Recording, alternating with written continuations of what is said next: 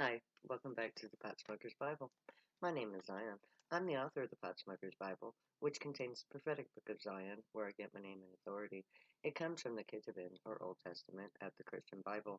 I used the King James Version of the Christian Bible to put together the prophecy of Israel, which became the book of Zion. The Pot Smoker's Bible is the commentary that goes to it, and I'm reading the second chapter of the Pot Smoker's Bible commentary, and it goes like this. For an entire generation of 40 years, Zion struggles to overcome her suffering and her lack of the means to keep her promise to God. It is not until she begins to study the prophecy that she finds her way to both emotional healing and the means to end the suffering of others. In doing so, she becomes Zion. Once Zion realizes that she has the right background to claim the title, she begins to take the steps necessary to fulfill the prophecy. And in so doing, she sets the world stage. She fulfills prophecy long before she ever speaks publicly. By the time Zion comes to the world's attention, she has already fulfilled many of the prophetic events. She has taken no less than 7 steps to prepare for her moment of revelation. These include an act of legal defiance, arrest and imprisonment, and trial. Before society learns what Zion has done, she has already paid the price for her beliefs, setting the stage for her rise to fame. The publication of the prophecy is the final step Zion takes to complete her role as prophet. From that point on, she becomes matriarch of her people. She gives them all they need to fulfill the prophecy. From the moment of publication onwards, Zion becomes a political figure as well as a religious one. The testimony of the prophecy is a legal defense to be used by the people of Zion to end the persecution they are forced to endure. This justification for their way of life unites them. They seek a fair and unbiased trial before the world's court. The evidence of the prophecy was designed to end the unjust laws denying the people of Zion their freedom. The evidence Zion brings to light creates a controversy which rages for the span of a year. Public attention is centered around Zion as she proves false every claim made by both church and state, as both seek to disprove her evidence to no avail. The year of Zion's coming is known as the year of the controversy of Zion. By the end of the year, the society we know will have changed forever. The power base of society will have changed. A new nation will be born, the nation of Zion. And that nation will have made first contact with an alien race, the Grey. Every aspect of society will change in the space of a single year. The event that creates Zion's nation is the first contact scenario. The people of Zion gather together to protest the unjust laws against their way of life. As promised, the aliens, the descendants of the gods of Israel, appear above them as protectors, leading them to their new homeland, the mountains, thus creating the nation of Zion in a single day.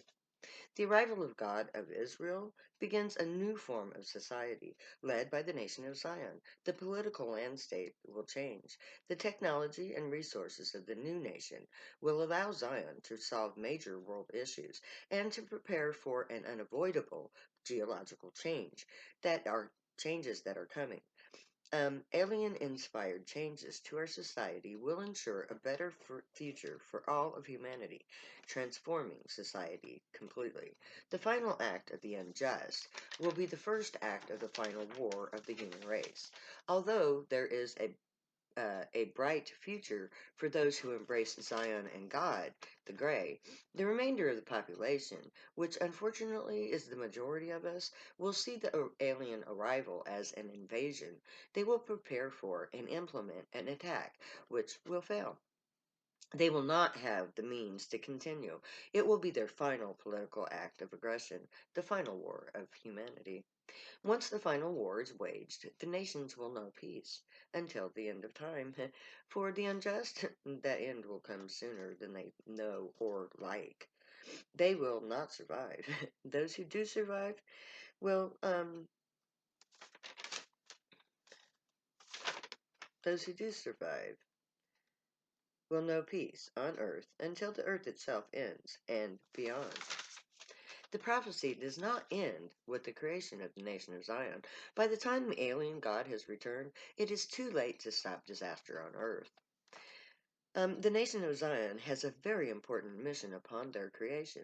With the help and technology of God, they will prepare a place of refuge from the coming earth changes. They will begin to gather together the resources needed to rebuild society after the change comes.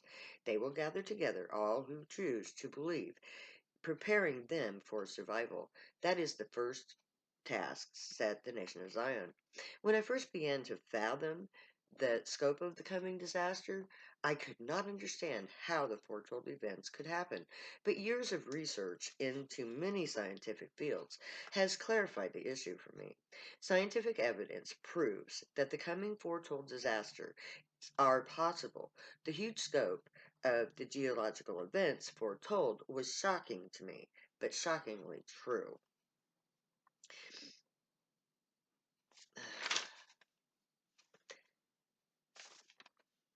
The testimony of the prophets suggests two events. One is an orbital event, the other terrestrial. The terrestrial event will shake the Earth, but not be sufficient to remove it from its orbit. It will perhaps be a geological in nature. The orbital event is an impact strong enough to move the Earth out of its orbit. The planet itself reels and rocks while it reestablishes a new orbit, thus changing our star fields, creating a new heavens. A firestorm, and it creates a firestorm, likely the result of a methane explosion, which will burn everything above ground. In order for the human race to survive such events, we must prepare an inner mountain shelter. It must be supplied with everything we need for survival and the seeds or DNA to repopulate the plant and animal species. A fireball Earth has occurred in the past. It is not inconceivable. The human race must prepare in order to survive such an event. According to the prophecy, a third of the population will survive. The prophets tell us that we will be overcrowded in our inner mountain shelters, but the people will survive. When they return to the surface, they will first have to tend to the bones and spirits of the unlucky two-thirds. But once the land is cleansed, they will rebuild a new society that knows no war. Although our numbers will be greatly reduced, we will survive the upcoming disaster. Those of us who live to see the new age of humanity will enjoy a Star Trek-like society. Our gods, those aliens and the UFOs, belong to a peaceful, cooperative, universal society. We will join that federation of species. The new heavens and new earth of the prophecy promises us a new way of life, a heavenly existence where we literally go into the heavens enjoying the existing society as a delightful people.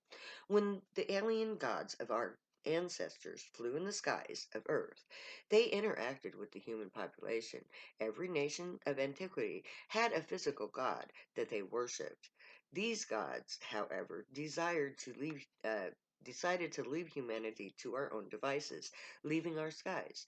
To us, they became myths and legends. Our forefathers knew the physical gods who flew in the skies of Earth, much like the current UFOs do. The aliens we call gray are the children of the gods of ancient times returned as promised. Our myths portray the ancient gods as a single being. However, logic dictates that for each named god, there is an individual being.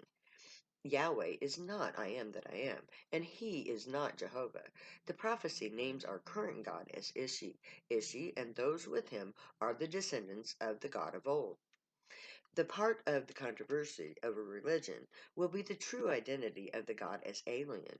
The current belief in God ranges from a single all-powerful being to a group of beings of infinite power. The arrival of the aliens as God will be contested by those who believe in a single or spiritual God. They will deny the Grey as descendants of their gods.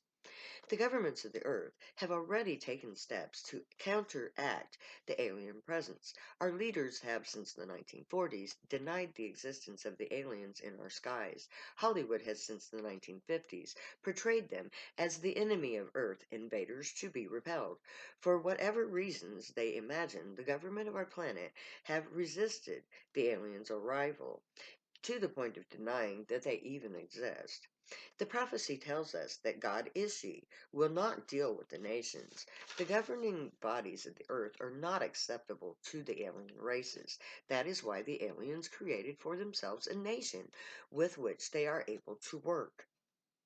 The animosity of the Greys and governments are foretold in prophecy, creating the need for the nation of Zion. The Book of Zion, as I have written it, tells the story of the first contact with aliens. The descendants of Abraham left us this story so that we would know the aliens as gods and not as invaders. This testimonial of prophecy was written as a guide to making first contact. Zion gathers her people together, and the UFOs come. That is the reason I have written this book, to make first contact. This book was destined to be written.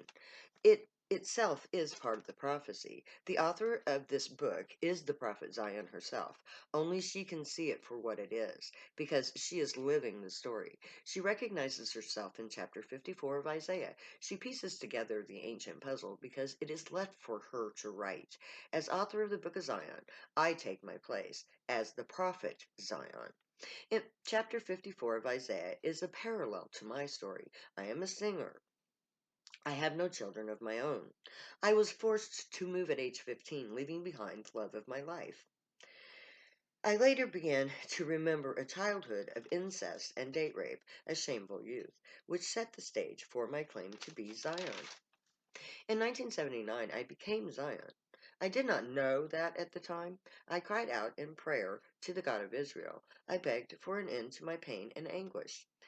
I offered my life in service to God. God answered that prayer with a dream. That dream has led me to Zion. As I have already stated, by the time the world becomes aware of Zion, she has already established herself. She has taken all of the steps foretold. She has already set in motion the prophecy. When I read the testimony of Isaiah in a court of law, I established myself as Zion. That was on the that was in 2015. The publication of the prophecy is the final act of Zion before the prophecy actualizes. Once the information of the prophecy becomes common knowledge, the controversy it creates takes over. All prophetic events stem from the publication of the prophetic text in its true form. When Zion presents the prophecy to the world, the events which follow are inevitable and unstoppable. The claims that I make are extraordinary. The proof must also be extraordinary. This prophecy itself is that proof. I have written the prophecy as it was intended to be. Each following chapter has two parts, the prophetic text and the extraordinary proof it presents. With the testimony of the prophets themselves, I offer extraordinary proof of my claims. So be prepared to be shocked and amazed at the revelations of prophecy. Those who think themselves righteous, be warned, and prepared to be amazed. Those who have no hope or help, be prepared to be amazed. You're about to learn who and what you truly are. The prophecy will turn the tables on us all, so read on if you dare. You're about to have the shock of your lives, but be prepared to have your world turned upside down. The prophecy is a clear picture of the day in which we live. It was written 3,000 years ago, but it portrays our current state of affairs. It was designed to lead the human race to first contact, particularly so for the people to be known as Zion. I present to you the prophecy in its true form, an image of our modern day. So, thank God I got through this. This is a long, so we're about ready to make first contact. The people being Black Lives Matter in the street, that's our people. May the Grey watch over you, guide you, protect you, and keep you from all harm. May they teach you right from wrong, and may you be worthy of them. May your thoughts, words, and deeds reflect truth, good, and light, the unicorn way. Find your joy and pursue it. Be your joy. Stay happy and high if you use drugs. You have every right and reason to. Yes, you do. I will talk to you later now, because you know me. I will never say goodbye.